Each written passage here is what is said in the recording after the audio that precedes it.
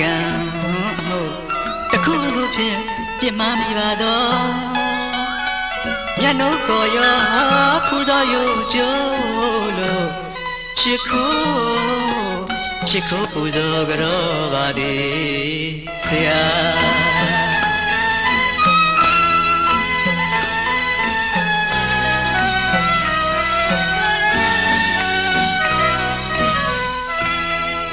တကနှလုံးစိတ်ဝမ်းနဲ့မြတ်တာအပြုံးရိပ်တန်းနဲ့ကမုံပန်းပမာဆရာမျက်နှာရွှင်လန်းကြည်သာအစင်ဆန်းတည်တာမြတ်တာအရေးပြေမျက်လုံးလေးကတပြေကိုရှိချမ်းအေးဖို့ရာအားပေးနေရှာဘဝတသက်တာမကအများဆက်ခါကဘာပေါင်းများစွာမှာအစင်လန်းဖြာချမ်းသာဖို့ရာအများကြီးတို့ရဲ့အနန္တမြတ်တာဆရာမျက်နှုတ်ကိုရောပူဇော်ယူကြချစ်ခိုးပူဇော်ကြတော့ပါသည်ဆရာ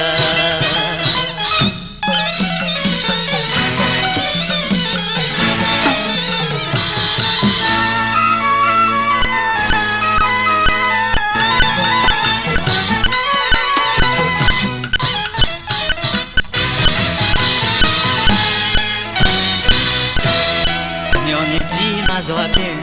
တာသမီးဗမာတတိများအပေါ်မှာလောကီလောကုတ္တရာမချအကျိုးဖွင့်မျိုးဖို့ရာမြင်သာစွာနှလုံးသားနဲ့ဆိုဆုံးမတဲ့ဆရာခွင့်လွန်နိုင်ရဲ့များစွာစကားမြတ်တရားရှင်ကားဖြင့်အမပြင်းစေအမှန်မြင်အောင်ပညာရောထွန်းညှိပေးတာအကျဉ်းသာစေရနာထားတဲ့မြတ်ဆရာထာဝရချစ်ဆရာတပြေမရှာတဲ့ဆရာတပြားပဲမရှိတော့ညာတပြေတွေကိုကြည်ကဣတိဝေဖြာမြတ်တာပွားလို့အားရှိနေတဲ့မြတ်ဆရာတို့ဆရာသုံးငါကံအမှုတစ်ခုခုချင်းပြစ်မှားမိပါတော့မျက်နှုတ်ကိုရောပူဇော်ယူကြလို့ရှိခိုးပူဇော်ကြတော့ပါသည်ဆရာ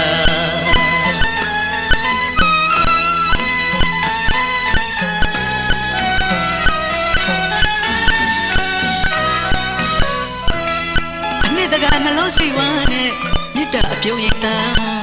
နဲ့ကမုံပန်းပမာဆရာမျက်နှာရွှင်လန်းကြည်သာအစင်ဆန်းတည်တာမြတ်တာအရေးပြေမျက်လုံးလေးကတပြေကိုရှိထားအေးဘူးရာအပေးနေရှာပါတသက်တာမကအများဆက်ခါကဘာပေါင်းများစွာမှာအစင်လန်းဖြာချမ်းသာဖို့ရာအများပြည်တို့ရဲ့အနန္တမြတ်တာဆရာမျက်နှုတ်ကိုရောပူတော်ရုပ်ကြချစ်ခိုးပူဇော်ကြတော့ပါသည်တရား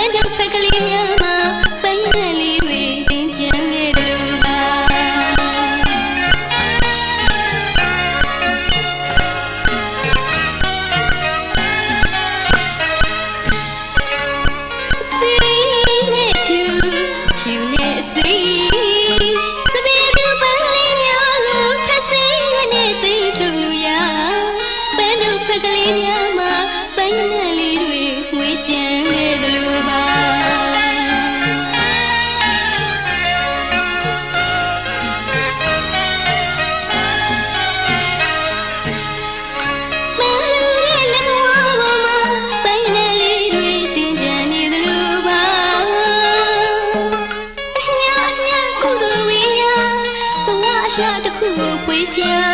တင်စရာမြင်စရာကျေးဇူးရှင်မြတ်ဆရာများကိုစုပေါင်း၍ပူဇော်ကြရာမြတ်မှုကိုတူတွေ့ရမြတ်ကုသိုလ်ပွဲမြ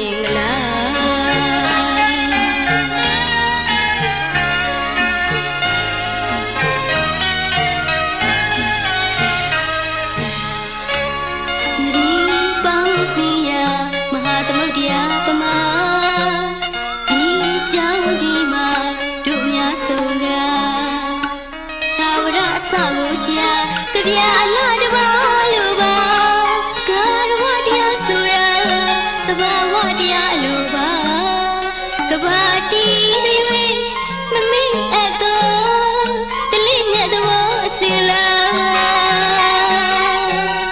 အာစရိယဆရာဆိုဒီမှာလူဘဝခီးမိုင်များစွာသမှုရိယမိတိုင်းများပါ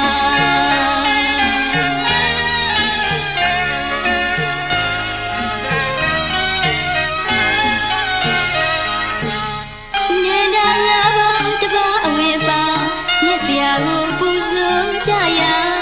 ဆရာတပည့်တွေမှာစိတ်ချယုံကြည်စွာပန်းလှူတဲ့လက်ဘဝပေါ်မှာပန်းရည်လေးတွေမွေးကြနေသလိုပါပန်းတို့ဖက်ကလေးများမှာပန်းရည်လေးတွေတင်းကျပ်ခဲ့သလိုပါ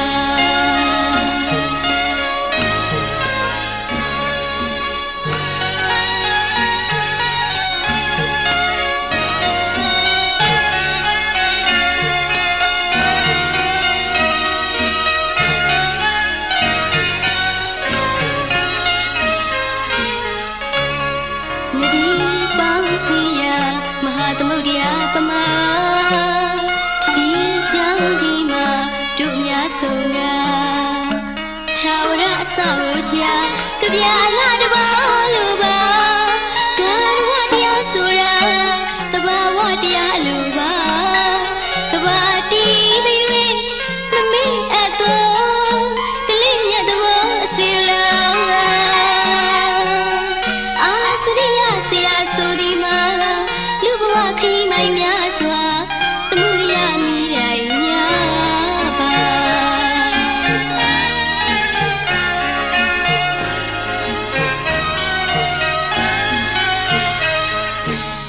မြတ်နာငါးပါးတပါအဝင်ပါ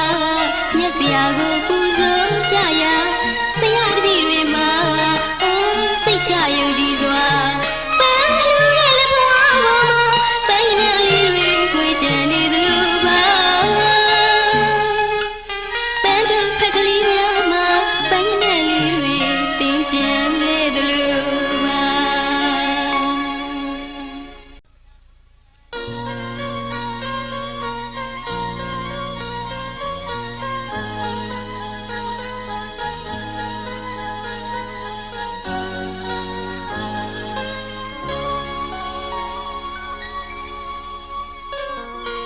လေးယုံတိတ်ခေါင်ညင်မို့တောင်းငယ်ချိန်ဆောင်နိုင်ရာအတိုင်းမသိယေသူရှိတာမှန်လေတာလက်ဦးဆရာလက်ဦးဆရာဖယားနေတကိုင်းနေနိုင်ရှင်ပြပြီ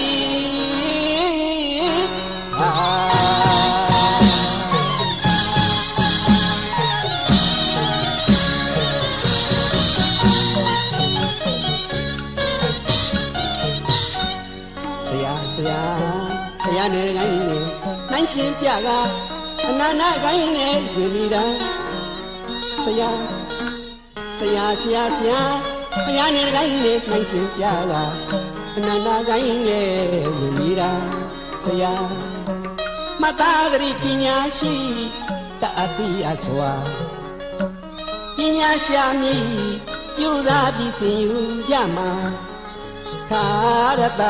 သိပ္ပပညာသင်ယူပါဆရာကောင်းထံယူလူသွားဒုက္ခပစစ်ဆရာစစ်ထံချစ်ကြောက်ယူသည်ဝင်ငါတွေမှာတက်လေပင်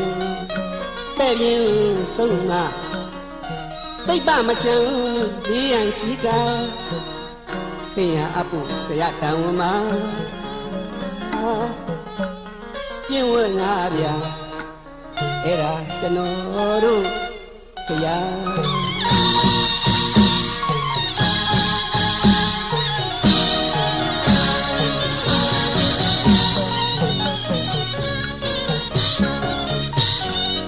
သမစကားစာပေဝိကျမ်းတမျက်အောင်တင်ယူပါအရာရမှ နှက်ဆက်ကျွမ်းခြင်းပညာရှင်တပည့်တို့မှာအမြင်မှန်ရှင်းတန်ရေးစံထားသောကျွန်တော်တို့ရဲ့ဆရာဥယျာဉ်မှုနဲ့တူတာ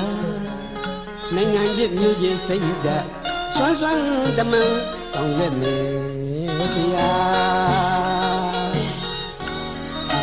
အတတ်ပညာကျောင်းသားများဘက်ဆုံးထူးထူးလွာလုံလဝရိယရှိသွားနေမှာပညာကုန်ရန်ထွန်းနေပြောင်းလို့ရလမ်းညွန်ပြကပညာရေးလက်တွေ့ဖွံ့ဖြိုးလာလူကြီးကြုံဖြစ်စေဖို့ရာကျောင်းလာတိုင်းသင်ကြားပေးတာပညာရေးဒီမှာသင်္ကန်းပေးတွေကတတ်ပညာပြည့်စုံစေဖို့ရာကျောင်းသားများကောင်းလာဖို့ကြံဆောင်တာကျွန်တော်တို့ဆရာကျွန်တော်တို့ဆရာကျေးဇူးရှင်ကျွန်တော်တို့ရဲ့ဆရာ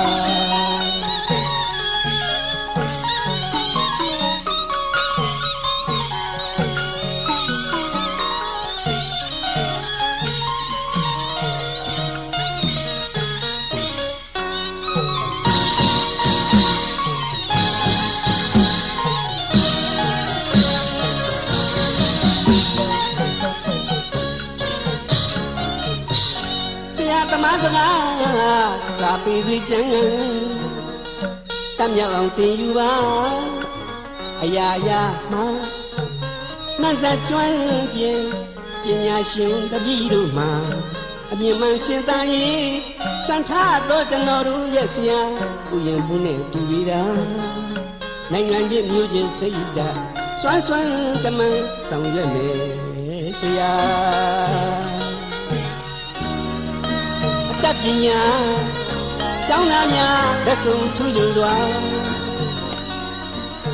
လုံလဝရိယရှိသွားနေမှာပညာကုန်ရန်ထွန်းလင်းပြောင်းဖို့ရာလမ်းညွန်ပြကပညာရေးလက်တွေ့ဖွံ့ဖြိုးတာလူကြီးကြုံဖြစ်စေဖို့ရာကျောင်းသားတိုင်းသင်ကြားပေးတာပညာရေးဒီမှာသင်္ကန်းပေးရာတတ်ပညာပြည့်စုံစေဖို့ရာကျောင်းသားများကောင်းစားဖို့ကြံဆောင်တာကျွန်တော်တို့ဆရာကျွန်တော်တို့ဆရာကျေးဇူးရှင်ကျွန်တော်တို့ရဲ့ဆရာ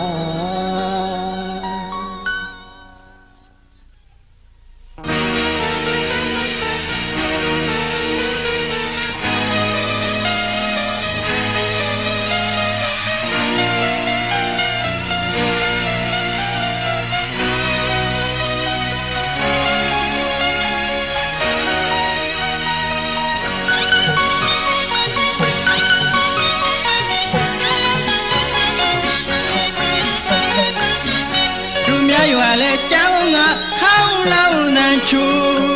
ကြားရောင်မိတော့နာဝမှာချူတို့များတွေ့ရတဲ့တငယ်ချင်းတွေဆိုကြည်ကြောင်ကြီးမှာတာကြီးခကွေဟောပြည့်တွေလို့ချိတ်ခါချော့ကမြောက်ခါပညာသင်ပေးတဲ့တို့ဆရာကြီးလည်းခေါင်းလုံးကြည်တယ်ချူ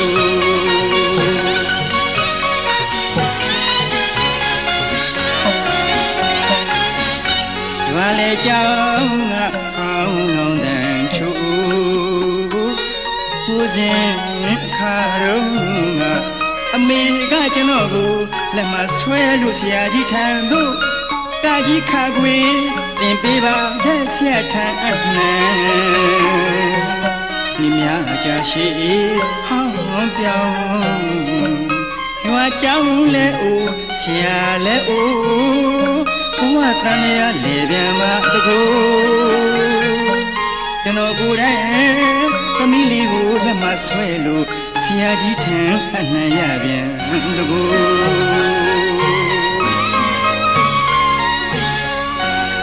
ကြောင်းကြီးလဲအိုလူလဲအိုသို့တော်လဲမဟုတ်ဝဲ ဒီကဒီပေါ်ထားတဲ့ဆရာကြီးမြတ်တာဒီပေါ်ထားတဲ့ဆရာကြီးစေတနာဒီပေါ်ထားတဲ့ဆရာကြီးကယူနာလူနဲ့အိုးကြောင်းအိုးတော့လဲဆရာဦးမြတ်တာအမြဲလိုအေးချမ်းစိမ်လမ်းမြဲပါဘူး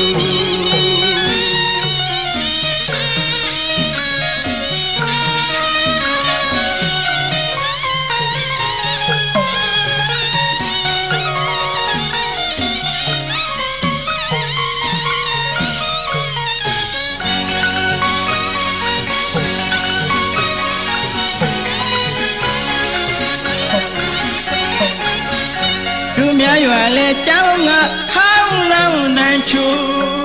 ကြားရအောင်မိတော့နာဝမှာချူတို့များတွေ့တဲ့တငယ်ချင်းတွေဆိုကြည်ကြောင်းကြီးမှာကာကြီးခကွေးဟောပြည့်တွေလို့ထိုက်ခါချော့ကမြောက်ခါပညာသင်ပေးတဲ့တို့ဆရာကြီးလဲခေါင်းလောင်းကြည်တယ်ချူ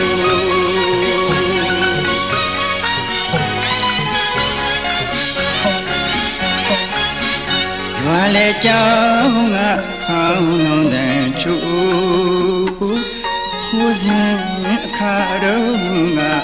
အမေကကျွန်တော်ကိုလက်မဆွဲလို့ဆရာကြီးထံသို့ကာကြီးခါခွေတင်ပေးပါတဲ့ဆရာထံအနှံညီမကြရှိဟောင်းပြောင်းရွာကြောင်းလဲအိုဆရာလဲအိုဘဝသံရလေပြန်မှာတကူကျွန်တော်ကိုယ်တိုင်သမီးလေးကိုလက်မဆွဲလို့ဆရာကြီးထံအနှံရပြန်တကူ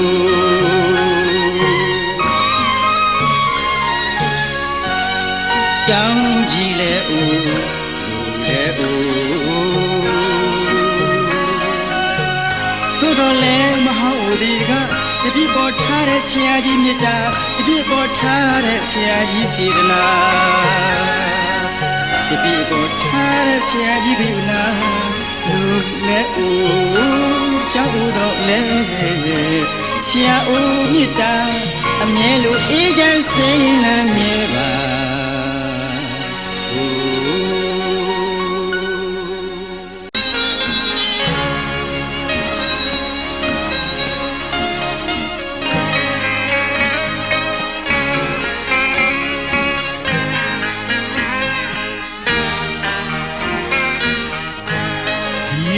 ချောင်းနဲ့လူကိုရောက်ကောင်းပေးတဲ့ဆရာဦးငိုက်သူဒူရိုက်ခွာပေးတဲ့ဆရာအပင်တန်းစွမ်းအောင်ထမ်းဆောင်ရင်လောက်ပေးတဲ့ဆရာတပြည့်ငယ်များပေါ်အချစ်မပြေအားစီကြွေးတဲ့ဆရာလောကကိုကြည်တဲ့အောင်ဦးလုံးမှုရောက်ပြောင်းပေးရဆရာတပြားမရှိပေမဲ့တပြည့်တွေမရှာတဲ့ဆရာရိတ်ခါမရှိတော့လေတိတ်ခါပြေဝရှိတဲ့ဆရာ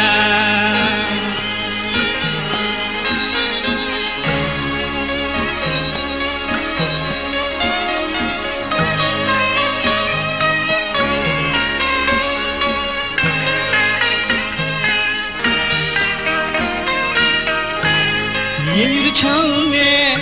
လူကိုရောက်ပြောင်းပြီးတဲ့ဆရာဦးငိုက်သူဒူရိုက်ခွာပြီးတဲ့ဆရာအပင်တန်းစွမ်းအောင်ထမ်းဆောင်ရင်လောက်ပြီးတဲ့ဆရာ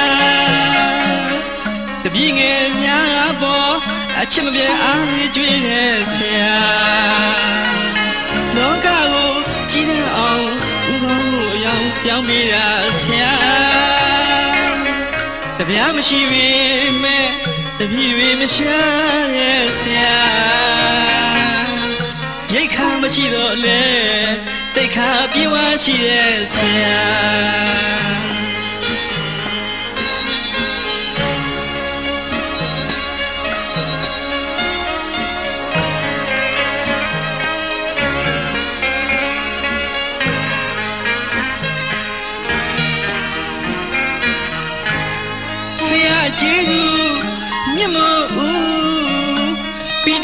စားအင်းအားရှိတဲ့ဆရာတပည့်များကပူဇော်ပါသည်ဆရာဆရာကျေးဇူးအစင်မမေ့သူတို့ပူဇော်ကြပြီဆရာအလားတရားသင်ကြားဆရာစိတ်ထားလေးဖြူစင်စွာတပည့်ငယ်များကရှ စ်ခွေပူတော်ပွဲမှာရိုးကျူးမိမှာအပြင်းများသီးခံမှာ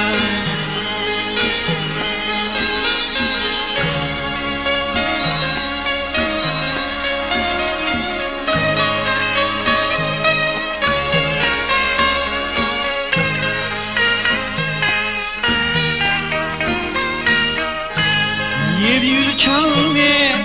လူရောင်ပြောင်းပြီးရဲ့ဆရာဦးငိုက်သူဒူခိုက်ခွာပြီးရဲ့ဆရာ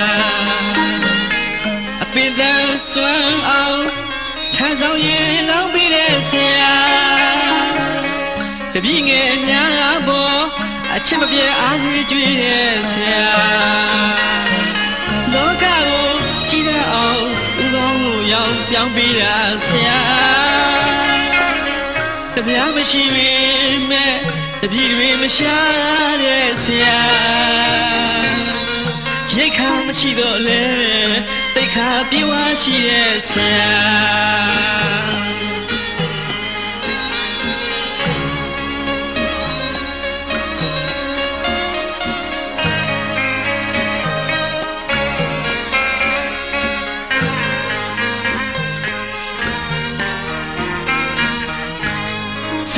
ကျေးဇူးမြတ်မို့ပင်ဒီကိုစားအားရှိရဲ့ဆရာတပည့်များကပူတော်ပါသည်ဆရာဆရာကျေးဇူးအစင်မမေ့သူတို့ပူရပြီဆရာအလားတရားသင်ကြားဆရာစိတ်ထားတွေဖြူစင်စွာတပည့်ငယ်များကရှစ်ခွေပူတော်ပွဲမှာလူလူမိမှာအပြင်းများပြီးခံမှာဆရာ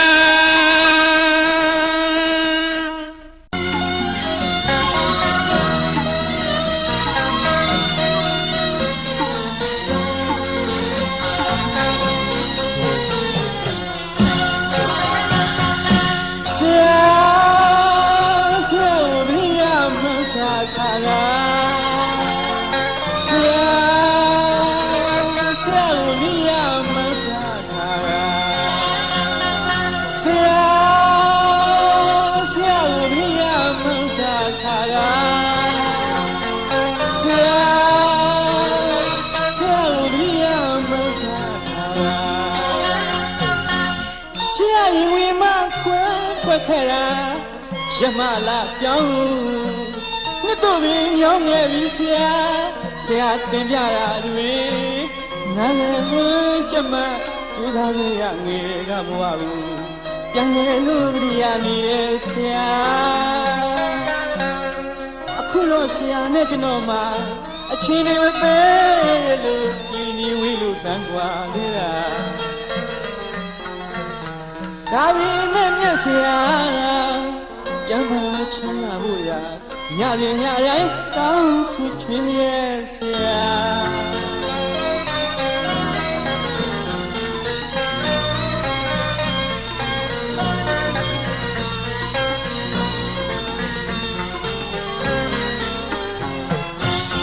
တွေးမိရဲ့ဆရာရင်တွေးမိရဲ့ဆရာ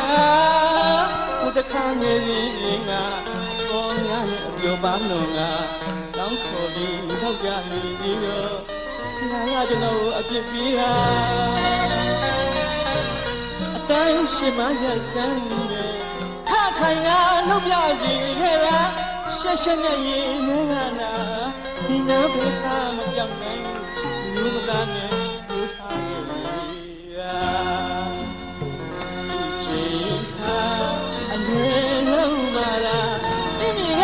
ဆရာရဲ့စီမလာတလည်းဒီဘယ်လိုဆိုမှာတိတ်ပါမချမ်းဘယ်စီ တို့တွဲချင်ဖို့ဖြာရနားလေပြီကောဆရာဒီခလေးဘယ်လိုစီရောင်းဆရာတို့တွဲဒီတပုံနဲ့ရေထုံလို့တော့လိုက်ပါလေဆရာ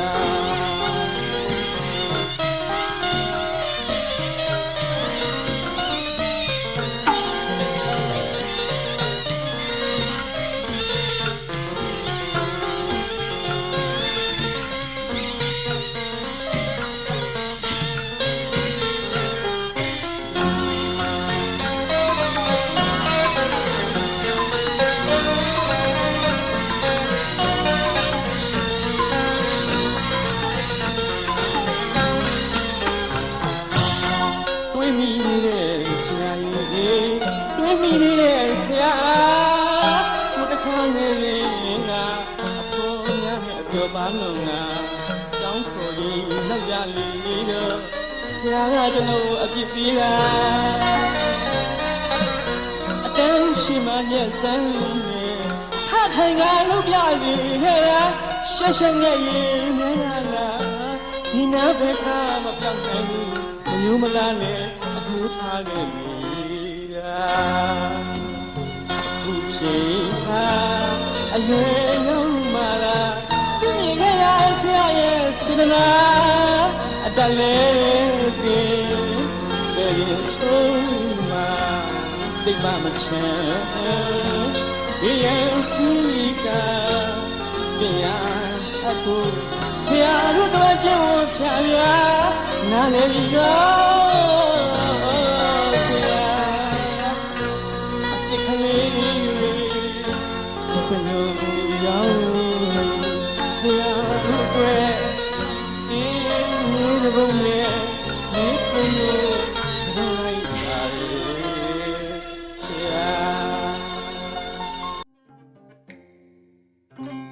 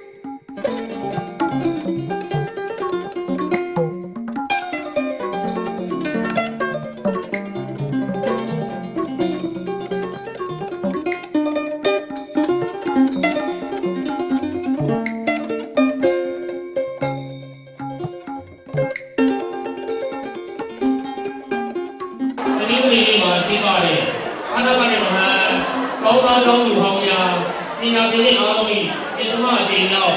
ရက်စရာပူဇော်ပွဲကြီးကိုအခမ်းအနားစီစဉ်17ရက်နဲ့စီကားတိုင်းနဲ့စွာကျင်းပသွားမှာဖြစ်ပါတယ်ဒီခန်းလေး၆လုံးမှာအခမ်းအနားဦးဖြင့်ကျောင်းသားဟောင်းကျွန်တော်ကိုကျော်စိုးဦးနဲ့ဝဲဘက်ခမ်းအနားဦးများဖြင့်ဓမ္မငယ်ကျောင်းသူဟောင်းများဖြစ်ကြတဲ့ကျောင်းသူဟောင်းမထကားကြီးမတနာဆိုးလုံးကဆောင်ရွက်သွားမှာဖြစ်ပါတယ်ယခုခမ်းအနားစတင်ပြီးကျင်းဦးစွာခမ်းအနားစီစဉ်တာကိုဖတ်ကြားတင်ပြသွားမှာဖြစ်ပါတယ်အာနာဂတိမဟန်ကောင်းသားကောင်းလူဟောင်းများပညာသင်တဲ့အားလုံး၏ပစ္စမအတေတော့ရက်စရာပူဇော်ပွဲခမ်းနားစီစဉ်တဲ့ခမ်းနားကိုပြီးကောင်းသားဟောင်းပူအောင်ရေးဆက်ပြီးဘုံတော်ရက်စရာပတင်းကိုအတီးပြီးဖို့ကောင်းသားပူတော်အောင်မှပြီးကပ်ပြီးတော့ကောင်းသားကောင်းလူဟောင်းများမှပြီးဆိုပြည့်ရဖြစ်ပါတယ်စီစဉ်တဲ့ဘက်ကွန်ဆယ်နှစ်နဲ့ချက်ဆရာကြီးဆရာမကြီးများကိုတော်တို့ဖြင့်ပူဇော်တော်မှာဖြစ်ပါတယ်စီစဉ်တော့ဘက်90နှစ်အောက်ဆရာကြီးဆရာမကြီးများကိုတော်တို့ဖြင့်ပူဇော်တော်မှာဖြစ်ပါတယ်စီစဉ်လေးဘက်90နှစ်ထက်ရောဂန်ဆရာကြီးဆရာမကြီးများနဲ့ဆရာကြီးဆရာမကြီးတို့မှသုံးမဘဝသာပြောကြားပေးရဖြစ်ပါတယ်စီစဉ်ဟာဘက်90နှစ်အောက်ရောကဆရာကြီးဆရာမကြီးများနဲ့ဆရာကြီးဆရာမကြီးတို့မှသုံးမဘဝသာပြောကြားပေးပါရဖြစ်ပါတယ်စီစဉ်6အတော့ကလေးတိုင်းကောင်းရင်လက်ရှိတာဝန်ထမ်းဆောင်နေတော့ဆရာဆရာမများအတွက်ဘာဝပြုလက်ဆောင်ပစ္စည်းများကိုဆရာဆရာမများကိုသာကောင်းဆရာမကြီးထံသို့ပေးလိုက်ရဖြစ်ပါတယ်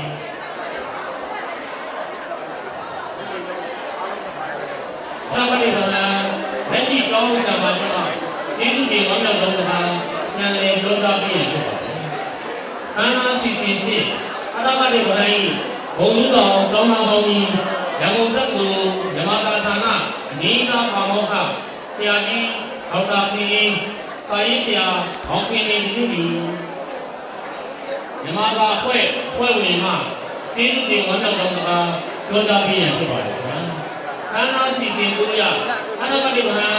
ကောင်းသောလူဟောင်းများပညာသင်တဲ့အားလုံး၏ပစ္စမတင်ရောက်လက်ဆရာပူဇော်ဝဲပြည်တော်ရေးကော်မတီရာကြီးကောင်းသောလူမှလက်ဆရာပူဇော်ဝဲပြပြောင်းလာရခြင်းနှင့်ရှေ့ဆက်ဆောင်ရွက်မည့်လုပ်ငန်းစဉ်များအားရှင်းလင်းပြောကြားရဖြစ်ပါတယ်ခန္ဓာစီစဉ်10ရတန်ရှိနေသောဒုတိယစီစဉ်များဖြင့်ဆက်လက်ကြိုးပြီးပြင်ဆင်မှာဖြစ်ပါတယ်ခန္ဓာစီစဉ်17ရအနာဂတ်ဗဟန်ကောင်းသောလူဟောင်းများပညာပင်နှင့်အားလုံး၏ပစ္စမတင်ရောက်လက်ဆရာပူဇော်ဝဲခန္ဓာသည်အောင်မြင်စွာပြီးဆုံးကြောင်းသင်ညာရဖြစ်ပါတယ်ခင်ဗျာပထမဦးကခန္ဓာမစတင်ပြီးကျွန်တော်များဝါဒနာရှင်ကောင်းသောလူဟောင်းများရဲ့ဤသံဃာများနဲ့ဒီဆိုတော်ရင်မှုကိုနားဆင်ခံစားကြပါခင်ဗျာပထမဦးကကောင်းသောကိုအောင်ရေးဆက်ပြီးတော့ကောင်းသောကိုတော်ပြီးလို့တိခတ်တဲ့ရက်စရာအချင်းကိုကောင်းသောလူဟောင်းများမှတန်ဖိုးဒီဆိုတော်ရင်မှာဖြစ်ပါရဲ့ခင်ဗျာ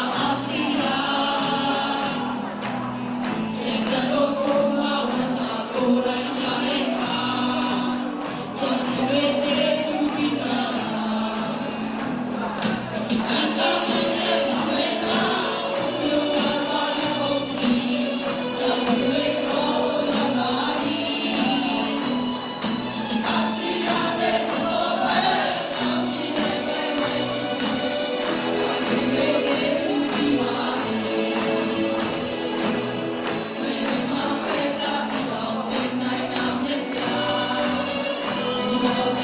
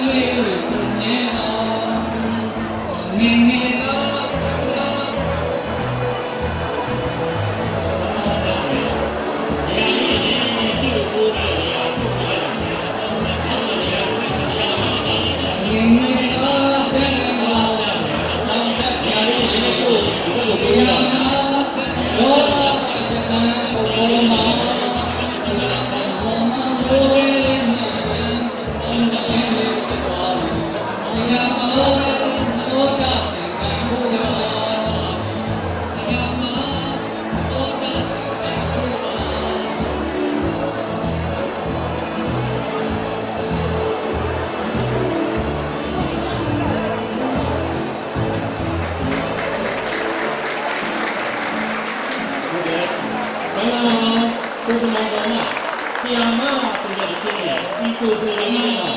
ကျောင်းသားတော်ကထူအောင်ရ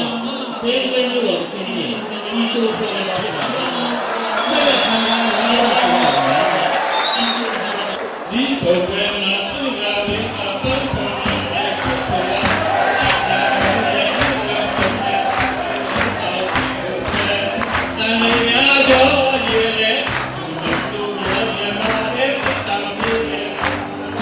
ရောက်သူမြေရင်ပါအော်တာရီရဲ့ပြင်းရင်ချာနေနေလာစေအောင်ရဲ့ချေချေစေမယ်ဒီသူရှင်မကွာ